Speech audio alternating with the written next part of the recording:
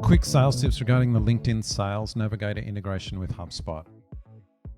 And again, get the show notes for this. I've got a full rundown of whether it's worth it. But to put it in context, you need one of the advanced tiers of LinkedIn Navigator, which in Australia is currently about $180 per month per user. You also need HubSpot Sales Pro or above.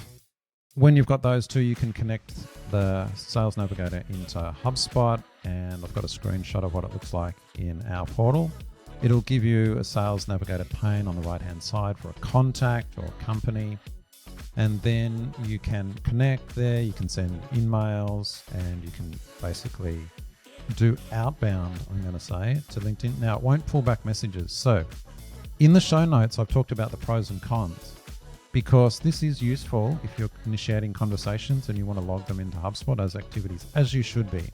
Whereas often we've found companies, they're in Sales Navigator itself, making the connections and then recording what they're doing in a spreadsheet so that they can later report on it. Well, do all that in HubSpot.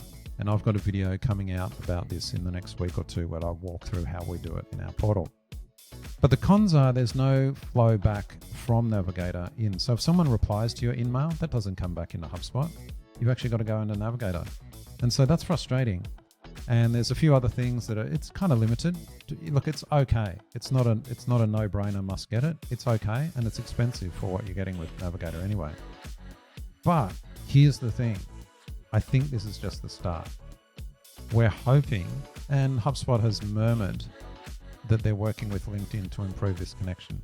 So what we're looking forward to seeing, hopefully, is if there's messages in Navigator that comes back, and you'll see it in HubSpot, automatically getting logged into HubSpot. I'd love to see that.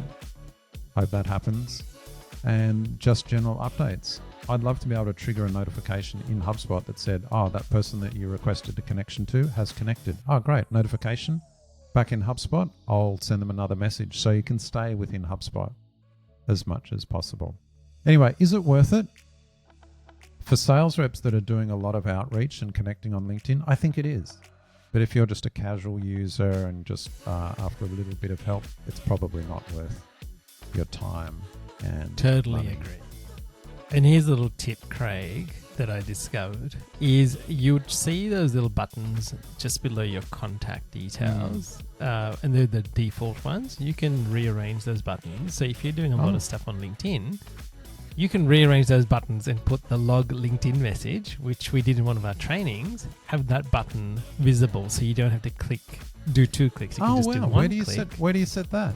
It's just on the more, Craig, just the last button on that left-hand pane. If you click more, you can rearrange the buttons and have the LinkedIn message button show up there as opposed to one of the other ones. Oh, tip of the week right there. Thanks, Ian.